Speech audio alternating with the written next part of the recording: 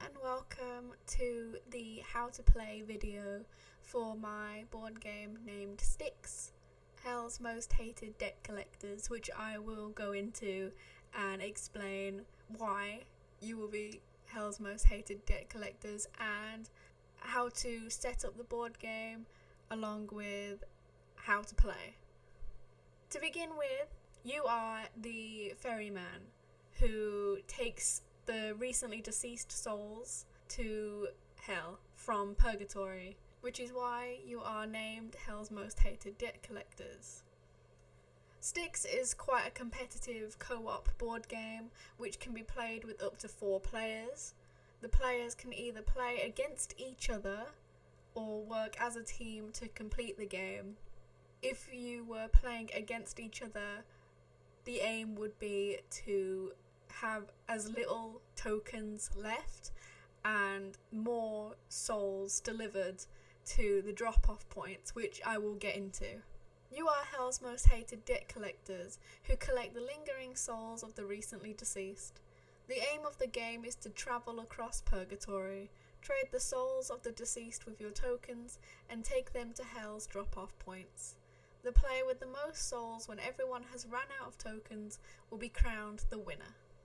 So to set up Styx, it's quite simple. There's not many things that you need to deal out. So the players will be given a card each with a specific symbol at the beginning. This symbol will be their starting point and the drop-off point, which the souls the players collect will be delivered to. Players will also be given 6 tokens each. These tokens will be used to trade the souls that you find, but these tokens can also be stolen by other players throughout the game. Each player can pick 2 cards at random from the stack without looking at the context.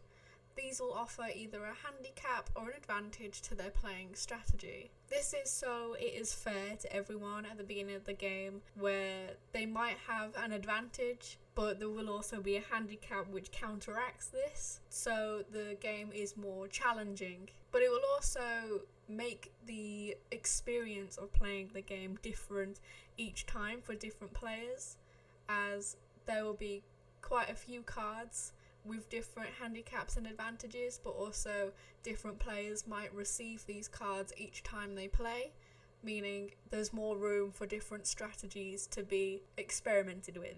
All players' counters will begin in each designated section found in the corners of the board. So each section of the board there will be a symbol, which the symbol from the card that you are given at the beginning of the game will represent.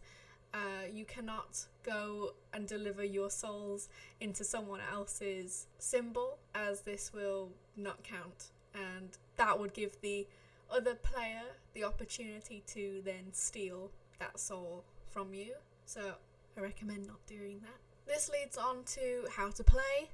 So at the beginning of the game you want to roll the dice. The dice will be 1 to 6 sides. To find how many spaces you must move, you can also roll the dice at the beginning of the game. Whoever has the highest number, they will go first. Each space will have a unique task which can interrupt the game to cause advantages or disadvantages for that specific player. These spaces would either be lose 2 tokens, move back 3 spaces, so forth, just to make the experience a bit more challenging, but also quite similar to a lot of retro board games. If a player lands on a space with a token icon, that player can then take 1 token from the bag to add to their pile. However, if a player lands on a token icon on a different player's section, that player can then steal 1 token from the player who landed in that section. This is also to make the game a little bit more challenging because you're already given 6 tokens, which is quite a lot. The tokens are representing coins, and these coins are often used to collect the soul from a recently deceased person. These coins will be put onto the eyes, meaning there will be 2 tokens taken each time from a collected soul. The most souls the player can carry are 3. If a player lands on a space with a soul icon, that player must draw 1 card from the pile, which will be the contract of the soul. The card will include the characteristics of the soul along with how many tokens it is worth. If the player does not want or have enough tokens, the other players can steal the soul. However, there is a catch. The other players cannot view the characteristics until after trading. This means that they might end up with a soul that has maybe a really good advantage or a handicap which can affect their strategy for the rest of the game. Once the player has acquired a soul, they must take it to their drop-off point. This is where the two cards picked up at the beginning of the game will come into play. Like I mentioned before, this is the symbol that you are given. You cannot take your soul to any other symbol across the map, as that will lead to that player being able to steal it from you. So make sure you only drop off your souls to the symbol you were provided. The game can end in multiple ways at any time. The game will end when most players have run out of tokens. The winner will be the player who collected the most souls and the highest number of tokens. Another way would be the game is played cooperatively to completion, which means all souls are collected and delivered. There is also an option for you to play your way.